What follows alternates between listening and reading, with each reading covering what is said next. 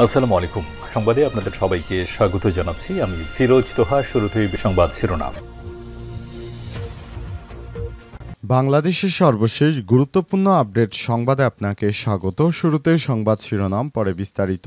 প্রথমেই জানাবো, ইতিহাস থেকে শিক্ষা না নিলে বিদেশে অনলাইনে পড়ে থাকতে হবে বললেন নাসির উদ্দিন পাটোয়ারি। জাতীয় নাগরিক পার্টি এনসিপির মুখ্য সমন্বয়ক নাসির উদ্দিন পাটোয়ারি বিএনপির ভারপ্রাপ্ত চেয়ারম্যান তারেক রহমানের দিকে ইঙ্গিত করে বলেছেন, ইতিহাস থেকে শিক্ষা না নিলে বিদেশের মাটিতেই পড়ে থাকতে হবে, দেশে আর ফিরতে হবে না। এরপর জানাবো, ইসলামিক ফাউন্ডেশনের ডিজি বলেছেন, রুকন না হলে চাকুরি থাকবে না বললেন রুহুল কবির রিজভী। ইসলামিক ফাউন্ডেশনের মহাপরিচালক তার কর্মকর্তা কর্মচারীদেরকে চাকরি টিকিয়ে রাখতে নির্দিষ্ট দলের রুকন হতে বাধ্য করছেন বলে অভিযোগ করেছেন বিএনপির সিনিয়র যুগ্ম মহাসচিব অ্যাডভোকেট রুহুল কবির রিজভী। তিনি প্রশ্ন তুলেছেন, এই জন্য কি মুগ্ধ আবু সাইদ ওয়াসিমরা পুলিশের গুলিতে বুক পেতে জীবন দিয়েছিল? তারা কি এই ভয়ঙ্কর একদলীয় চিন্তার জন্য আত্ম উৎসর্গ করেছিল? এই প্রশ্ন রেখেছেন তিনি।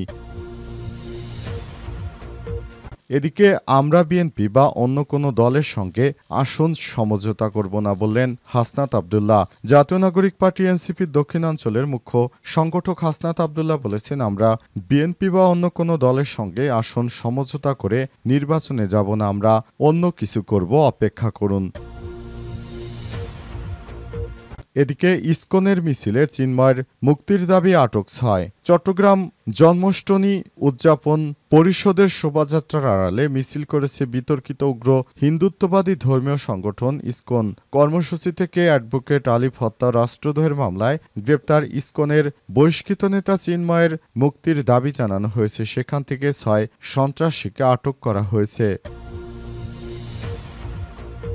এবং সর্বশেষ জানাবো, ইসলামী জোটে নির্বাচনে অংশ নেবে খেলাফতে আন্দোলন। আগামী নির্বাচনে ইসলামী দলগুলোর নীতিগতভাবে ঐক্যবদ্ধ হলে তাদের সঙ্গে জোটবদ্ধভাবে অংশ নেওয়ার সিদ্ধান্ত নিয়েছে বাংলাদেশ খেলাফতে আন্দোলন। আর রাজধানীর কামরাঙ্গীরচর জামিয়া নুরিয়ায় অনুষ্ঠিত বাংলাদেশ খেলাফতে আন্দোলনের কেন্দ্রীয় কার্যনির্বাহী পরিষদের মজলিস আমেলা বৈঠকে সিদ্ধান্ত নেওয়া হয়েছে। প্রিয় দর্শক, এতক্ষণ শুনছিলেন সংবাদ শিরোনাম, এবারে বিস্তারিত। তবে তার আগে বন্ধুরা, অনুরোধ থাকবে এই সংবাদটিতে একটি লাইক দিন। এই চ্যানেলে আপনি নতুন হয়ে থাকলে আমাদের সংবাদটি দেখতে দেখতে চ্যানেলটি সাবস্ক্রাইব করে রাখুন। কমেন্ট করে বন্ধুরা আপনার মূল্যবান মতামত জানিয়ে দিন আপনি বিশ্বের কোন দেশ থেকে বা বাংলাদেশের কোন স্থান থেকে আমাদের সংবাদটি দেখছেন এবং শুনছেন। আর বন্ধুরা, এই সংবাদটি আপনার সোশ্যাল মিডিয়া ফেসবুকে শেয়ার করে বন্ধুদেরও দেখার সুযোগ করে দিন। এবারে বিস্তারিত। ইতিহাস থেকে শিক্ষা না নিলে বিদেশে অনলাইনে পড়ে থাকতে হবে বললেন নাসির উদ্দিন পাটোয়ারি। জাতীয় নাগরিক পার্টি এনসিপির মুখ্য সমন্বয়ক নাসির উদ্দিন পাটোয়ারি বিএনপির ভারপ্রাপ্ত চেয়ারম্যান তারেক রহমানের দিকে ইঙ্গিত করে বলেছেন, ইতিহাস থেকে শিক্ষা না নিলে বিদেশে অথবা অনলাইনেই পড়ে থাকতে হবে। আজ রাজধানীর বাংলা মোটরে জুলাই সনদ বাস্তবায়নে গণপরিষদ নির্বাচন শীর্ষক এক আলোচনা সভায় সব মন্তব্য করেছেন তিনি। তারেক রহমানের প্রতি ইঙ্গিত করে নাসির উদ্দিন পাটোয়ারি বলেছেন, আপনাকে অবশ্যই দেশে আসতে হবে, অনলাইন থেকে বের হতে হবে, জনগণের সমক্ষে আসতে হবে। দেশ এখন স্বাধীন, জনগণের মধ্যে এসে আওয়াজ তুলতে হবে যে আমি একটি গণপরিষদ নির্বাচন করতে চাই, শেখ মুজিব সংবিধান মানি না, নতুন একটি সংবিধান বানাতে চাই, তাহলেই জনগণ আপনারে বরণ করে নেবে। যদি ইতিহাস থেকে শিক্ষা না নেন তাহলে সেই সুদূর প্রবাসে আপনাকে পড়ে থাকতে হবে। ব্যক্তিগত কোনো ক্ষোভ নাই আপনার প্রতি। নতুন সংবিধান প্রণয়নের দাবি জানিয়ে তিনি বলেছেন, একটি রাজনৈতিক দল যখন ক্ষমতায় যায়, ক্ষমতার মধ্যে থাকে এই সংবিধানের অধীনে জনগণের উপরে যত ধরনের অত্যাচার করা প্রয়োজন সে অত্যাচার করা হয়েছে।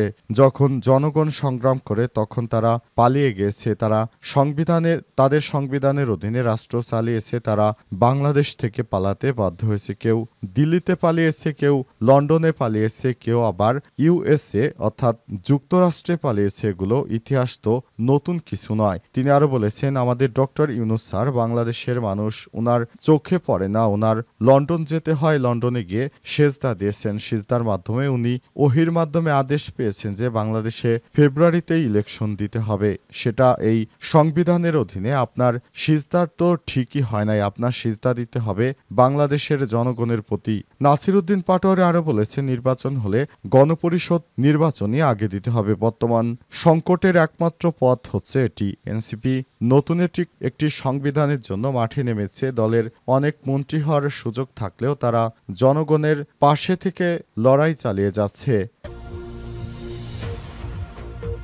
ইসলামিক ফাউন্ডেশনের ডিজি বলেছেন, রুকন না হলে চাকরি থাকবে না, বললেন রিজভী। ইসলামিক ফাউন্ডেশনের মহাপরিচালক তার কর্মকর্তা কর্মচারীদের চাকরি টিকিয়ে রাখতে নির্দিষ্ট দলের রুকন হতে বাধ্য করেছেন বলে অভিযোগ করেছেন বিএনপির সিনিয়র যুগ্ম মহাসচিব অ্যাডভোকেট রুহুল কবির রিজভী। তিনি প্রশ্ন তোলেন, এই জন্য কি মুগ্ধ আবু সাইদ ওয়াসিমরা পুলিশের গুলিতে বুক পেতে জীবন দিয়েছিলেন? তারা কি এই ভয়ঙ্কর একদলীয় চিন্তার জন্য আত্ম উৎসর্গ করেছিলেন? আজ দুপুরে জাতীয় প্রেস ক্লাবে জুলাই আগস্ট গণ অভ্যুত্থান ও ফ্যাসিবাদ পতনের বর্ষপূর্তি উপলক্ষে ঢাকা কলেজের প্রাক্তন ছাত্রদের আয়োজিত আলোচনা সভা এবং দোয়া মাহফিলে প্রধান অতিথির বক্তব্যে তিনি এই অভিযোগ করেছেন। রুহুল কবির রিজভী বলেন, আজ আমরা যেখানে যাই সেখানেই শুনি সরকারি দপ্তরে নির্দিষ্ট সংগঠনের লোকজন বসে আছে। ডিসিএসপি কারা? তারা প্রশাসনিক কাজ না করে দলের কাজ করছে। ইসলামিক ফাউন্ডেশনের ডিজি পর্যন্ত বলছেন, রুকন না হলে চাকরি থাকবে না। এটা বানানো কথা নয়, সত্য ঘটনা। আজ আমাকে একাধিক কর্মকর্তারা বিষয়টি জানিয়েছেন বলে দাবি করেন বিএনপির সিনিয়র যুগ্ম মহাসচিব অ্যাডভোকেট রুহুল কবির রিজভী। তিনি বলেন, একটি দলের হাতে শাসনভার দেওয়ার জন্য সেদিন গণ অভ্যুত্থান হয়নি। সুতরাং যারা গণ অভ্যুত্থান করেছে তারাই জানে দেশে নতুন একটি নির্বাচনের প্রয়োজন এবং সেই নির্বাচনের মাধ্যমে ক্ষমতা হস্তান্তর এখন সময়ের ব্যাপার।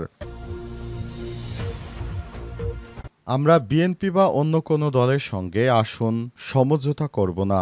জাতীয় নাগরিক পার্টি এনসিপির দক্ষিণাঞ্চলের মুখ্য সংগঠক হাসনাত আবদুল্লাহ বলেছেন, আমরা বিএনপি বা অন্য কোনো রাজনৈতিক দলের সঙ্গে আমাদের আসন সমঝোতা করতে চাই না। আমরা স্বতন্ত্রভাবে রাজনীতি করব এবং বিএনপির সঙ্গে নয়, বরং কারো সঙ্গে আমরা কোনো ধরনের আসন সমঝোতা করতে চাই না। আমরা একটি নির্দিষ্ট লক্ষ্যকে সামনে এনে দেশে গণ অভ্যুত্থান ঘটিয়েছি। আগামীতে একটি নতুন বাংলাদেশ উপহার দেওয়ার জন্য রাজনৈতিক বন্দোবস্ত করার জন্য আমাদের যে নতুন রাজনৈতিক দল এটি আমরা চালু করেছি। সুতরাং এই অনুযায়ী আমরা আগামীতে বাংলাদেশকে এগিয়ে নিয়ে যাব। বিএনপি বা অন্য কোনো রাজনৈতিক দল আমাদের আদর্শ নয়। আমাদের আদর্শ হচ্ছে একটি গণপরিষদ নির্বাচনের মাধ্যমে নতুন বাংলাদেশ তৈরি করতে হবে। তা না হলে আমরা যে আকাঙ্ক্ষা নিয়ে গণ অভ্যুত্থান করেছিলাম, জনগণের সেই আকাঙ্ক্ষা পূর্ণ হবে না। সে সময় আমাদের নেতৃত্ববৃন্দরা জানিয়েছে, যারা আগামী দিনে একটি নতুন বাংলাদেশ গড়তে চায়, আমরা সেসব রাজনৈতিক দলের সঙ্গে এক হয়ে আগামীতে নির্বাচন করব। সুতরাং এজন্যই আমরা রক্তক্ষয়ী সংঘর্ষে জীবন দিয়েছি, অনেকেই মারা গেছে। তাদের দেয়া প্রতিশ্রুতি অনুযায়ী আগামীতে একটি সুষ্ঠু ও ভালো নির্বাচনের লক্ষ্যে সংবিধান পরিবর্তন অত্যাবশ্যক। ইসকনের মিছিলে চিন্ময়ের মুক্তি দাবি আটক 6। চট্টগ্রামে জন্মাষ্টমী উদযাপন পরিষদের শোভাযাত্রার আড়ালে মিছিল করেছে বিতর্কিত উগ্র হিন্দুত্ববাদী ধর্মীয় সংগঠন ইসকন। কর্মসূচি থেকে অ্যাডভোকেট আলিফ হত্যা রাষ্ট্রদ্রোহ মামলায় গ্রেপ্তার ইসকনের বহিষ্কৃত নেতা চিন্ময় কৃষ্ণ দাসের মুক্তির দাবি জানানো হয়েছে। এ সময় চিন্ময়ের ছবি সম্বলিত বিভিন্ন ব্যানার ও ফেস্টুন প্রদর্শন করা হয়। মিছিল শেষে 6 জনকে আটক করেছে পুলিশ। শ্রীকৃষ্ণের জন্মদিন জন্মাষ্টমী উপলক্ষে শনিবার সকাল 11:30টায় নগরীর আন্দরকিলা এলাকা থেকে শোভাযাত্রা বের করে জন্মাষ্টমী উদযাপন পরিষদের নেতাকর্মীরা। এতে প্রধান অতিথি হিসেবে ছিলেন মুক্তিযুদ্ধ দুর্যোগ ও ত্রাণ মন্ত্রণালয়ের উপদেষ্টা ফারুকী আজম। বিশেষ অতিথি হিসেবে ছিলেন বিএনপির আন্তর্জাতিক বিষয়ক সহ-সম্পাদক ব্যারিস্টার রুমিন ফারহানা। শোভাযাত্রাটির উদ্বোধন করেন Chattogram city corporation mayor doctor Sadat Hossain. শোভাযাত্রার আগে সংক্ষিপ্ত সমাবেশে উপদেষ্টা ফারুকী আজম আরও বলেন, দেশের মানুষকে বারবার বিভক্ত করার চেষ্টা করা হয়েছে, কিন্তু শুভবুদ্ধির উদয় আমাদের এক করেছে। আমরা অসাম্প্রদায়িক বাংলাদেশ গঠনে সবাই ঐক্যবদ্ধ আছি। এদেশে হিন্দু, বৌদ্ধ, খ্রিস্টান ও মুসলমান সবাই মিলে এই দেশ আমাদের সবাই সমান অধিকার নিয়ে দেশে শান্তিতে মিলেমিশে বসবাস করবে। সমাবেশ শেষে বের হওয়া শোভাযাত্রাটি নগরীর প্রধান সড়ক প্রদক্ষিণ করে কর্মসূচিতে একটি বিশেষ অংশে দেখা যায় ইসকনের সমর্থকদের ভিড়ের মধ্যে মিশে বিতর্কিত ইসকন নেতা চিন্ময় কৃষ্ণ দাসের মুক্তির দাবি করেন তারা। এ সময় চিন্ময়ের ছবি সংবলিত তারা ব্যানার ও ফেস্টুন প্রদর্শন করে। তখনই সেখান থেকে 6 জনকে আটক করা হয়েছে।